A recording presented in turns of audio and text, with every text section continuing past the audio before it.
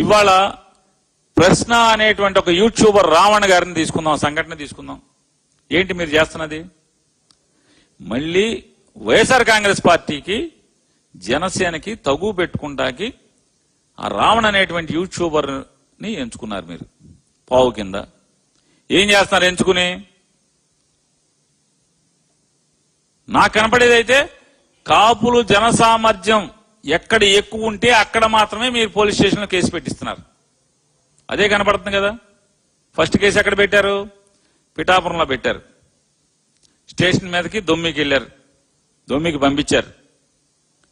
Next case bail రాగానే judge గారు తిడుతున్నారు, సిగ్గులేదరా బాబు మీకు, ఏం చేస్తాం సార్, చంద్రబాబు గారు వెళ్ళమన్నారు సార్, డీజీపీ గారు వెళ్ళమన్నారు సార్ అని వాళ్ళు ఏడుతున్నారు పోలీసులు. అక్కడి నుంచి కాకినాడ రూరల్, కాకినాడ రూరల్లో మొరమీడరా మాకు తేటం ఏంటి అని జడ్జి గారు తిడతాడు. వెంటనే బయట అరెస్ట్. బందర్ ఎనుగుదురు పోలీసులండి, అక్కడి నుంచి ఎనుగుదురు తీసుకొస్తారు. ఎనుగుదురులో స్టేషన్ మీద దొమ్మి, స్టేషన్లో గోడ దూకెళ్తారు రౌడీ షీటర్లు. అది కొట్టాల్సింది కదా, ప్రశ్న రావణ్ణి కొట్టాల్సింది కదా, ఎందుకు కొట్టలేదు అని అడుగుతున్నాను. బయట అరుగు మీద కూర్చున్నాడుగా చెక్కబల్ల మీద రావణం, చిద్విలాసంగా నవ్వుతా కూర్చున్నాడు కదా. మరి అంత పోటుగాళ్ళు గోడ దూకెళ్ళిన రౌడీలు రావణ్ణి ఎందుకు కొట్టలేదు అంటున్నాను. అంటే మీ డ్రామా అక్కడి వరకే.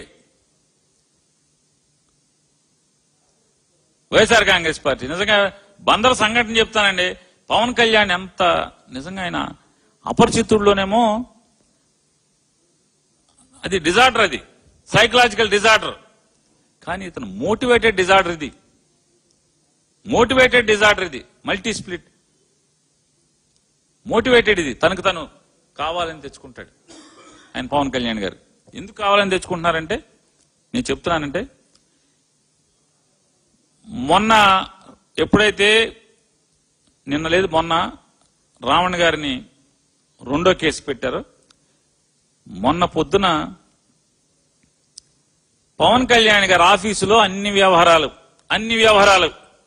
అన్ని సంగతులు, ఎవరు రావాలి, ఏ గేట్లోంచి రావాలి, ఏ తలుపులోంచి వెళ్ళాలి, మీడియా కనపడకుండా ఎవరు రావాలి, ఇట్లాంటి అన్ని పనులు చూసేటువంటి ఒక ఎమ్మెల్సీ ఉన్నాడు హరిప్రసాద్.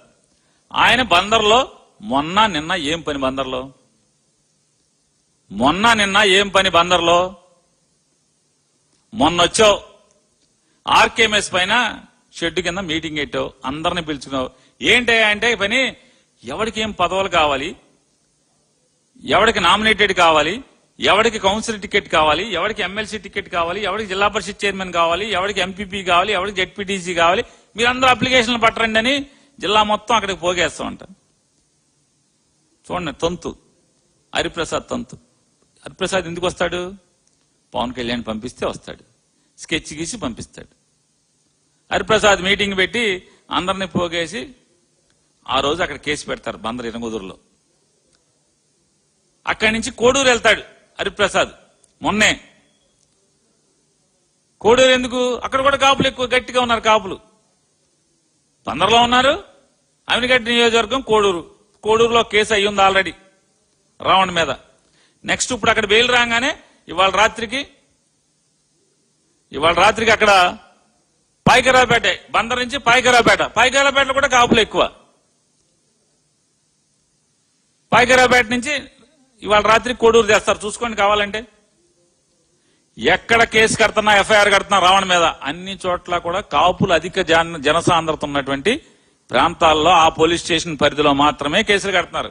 ఎందుకని? ఒకటి స్టేషన్ మీదకి వెళ్ళి దూకుడిగా వెళ్తాకి జనం కావాలి, అమాయకులైన బకరాలు కావాలి, వైసీపీ వాళ్ళతో గొడవలు పడాలి, మళ్ళీ జనసేనకి వైసీపీకి తగులు కావాలి, ఫ్రిక్షన్ కావాలి, తద్వారా మళ్ళీ వీళ్ళందరూ కూడా పవన్ కళ్యాణ్ వెనక్కి చేరిపోవాలి.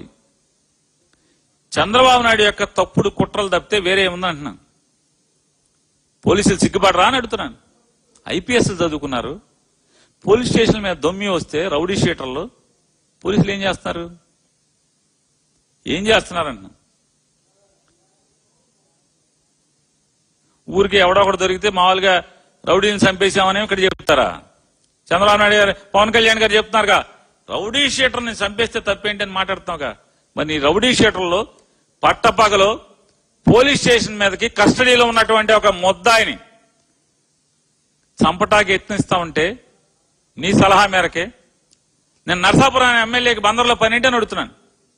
నరసాపురం ఎమ్మెల్యేకి ప్రభుత్వ విపత్రం, బందర్లో అతని పనేంటి, బందర్ ఎందుకు వచ్చాడు? ఒక ఎమ్మెల్సీ, ఒక ఎమ్మెల్యే మొత్తం ఆర్గనైజ్డ్ గా నిన్న కృష్ణరావణ్ణి జీబేకి బస్సు ఎక్కించి పంపించే వరకు వీళ్ళందరూ బందర్లోనే ఉన్నారు. బస్సు ఎక్కించి హాస్పిటల్కి పంపించాక మాత్రమే, కోర్టుకు పంపించాక మాత్రమే హాస్పిటల్కి వెళ్ళి వీళ్ళందరూ కూడా ఖాళీ చేసి వెళ్ళారు ఆర్కేఎంఎస్ ని. దీన్ని ఏమంటారు చెప్పండి? పవన్ కళ్యాణ్ గారు ఇన్ని కోణాలు, అంటే నారా చంద్రబాబు నాయుడు గారు పవన్ కళ్యాణ్ని, కాపు కులాన్ని ఏ రకంగా వాడుకుందామని ప్రయత్నం చేస్తున్నాడో మనకు అర్థం అవుతుంది కదా. ఎన్ని సాక్ష్యాలే కదా. పోలీసులకు చావుందా అని అడుగుతున్నాను. చావు ఉంటే మీ స్టేషన్ మీదకి, మీ కస్టడీలో ఒక ముద్దాయిని చంపటాకి మీ స్టేషన్ మిమ్మల్ని తన్ని తోసి పడదోసి మిమ్మల్ని తొక్కుకుంటా స్టేషన్ గోడలు దూకి లోపలికి దూకితే ఒక్కడి మీద ఏమన్నా ఎఫ్ఐఆర్ అయిందా? 302, 307 కట్టారా అని అడుగుతున్నాను. మిమ్మల్ని పోలీసు విధులకు ఆటంకం కలిగించారు కానీ అయితే మిమ్మల్ని హత్యాయత్నం చేశారని కానీ ఏమన్నా జరిగిందా అని అడుగుతున్నాను. ఒక్క కేసైనా ఎఫ్ఐఆర్ అయిందా? కట్టారా ఎవరి మీదన్నా? పిఠాపురంలో కట్టారా? ఎక్కడ కట్టారు? బందర్లో కట్టారా? ఈరోజు పాయికారావుపేటలో కడతారా? రేపు కోడూరులో కడతారా? సరే, ఏ కులమైనా ఒకసారి మోసపోద్ది, 2 సార్లు మోసపోద్ది చంద్రబాబు నాయుడు గారు. ఆఖరికి మీ కమ్మాలైనా సరే ఎన్నిసార్లు రామరాని పడదోసిన కానించి మోసం చేస్తాను అన్నారు మీరు. ఖచ్చితంగా వాళ్లే మీ మీద తిరగబడతారు, చూసుకోండి. మీ కులాల కుంపట్లు ఈ రకంగా నీచంగా దిగజారి మీరు రాజకీయం చేయటం. ఈ రాష్ట్రంలో ఇంకేం లేవా అని అడుగుతున్నాను. ఈ రాష్ట్రంలో ఇంకేం లేదా అన్న మీరు చేయటానికి. బందర్ పోర్టు డ్రెడ్జింగ్ అయిపోయింది, పట్టించుకోరా అని అడుగుతున్నాను. రామాయపట్నం ఎవడికో కట్టబెడదాకి మాత్రం ఇచ్చేస్తున్నారు. 2 ఏళ్ల నుంచి పట్టుమని అసలు 4 రోజులు పనిచేస్తే చాలు షిప్ వస్తుంది బయట నుంచి. మూలపేట పోర్టుని ఏం చేయదలుచుకున్నారు? ఎందుకు పని స్లో అయిపోయింది. అది ఎవడికి అమ్ముతున్నారు? బందర్ ఎవడికి అమ్ముతున్నారు? అంటే బేరం కుదిరే వరకు పనులు స్లో చేస్తారా? ఫిషింగ్ హార్బర్ ఆగిపోయి ఉంది. ఎందుకని అన్నా, జగన్ గారు మొదలెట్టినటువంటి 10 ఫిషింగ్ హార్బర్లో ఆపరేషన్లోకి ఎందుకు రావట్లేదు? ఎందుకు పూర్తి చేయరని అంటున్నా. ఏం పట్టించుకోరు. మీ ఎమ్మెల్యేలు, మంత్రులు డీజిల్ అమ్ముకుంటారు. తక్కువ రేటుకు వస్తుంది కదా అని చెప్పి దొంగ డీజిల్ కొనుక్కున్న వాళ్ళకేమో మీరు మత్స్యకార భరోసా ఏరు. ఇవాళ రాష్ట్రంలో ఉన్నటువంటి మత్స్యకారులకి వేట నిషేధం సమయంలో బోటు మీద నిజంగా వేటకెళ్లి ప్రాణాలు తెగించి ప్రాణాలను పణంగా పెట్టి సముద్రంలోకి వెళ్లేటువంటి మత్స్యకారులకి ఎంతమందికి మత్స్యకార భరోసా ఆగిపోయింది? ఎందుకు ఆగింది? ఏం చెప్తున్నాడు మీ కమిషనర్? ఉద్యోగం ఊడిపోయి ఎవడో ఏ ఆఫీసర్ లేడంటూ ఇతను పెద్ద పోటుగాడు అన్నట్టు రిటైర్ అయిపోయింది, మళ్ళీ తెచ్చి ఫిషరీస్ కమిషనర్ గా వేస్తే అతను ఏం చెప్తున్నాడు?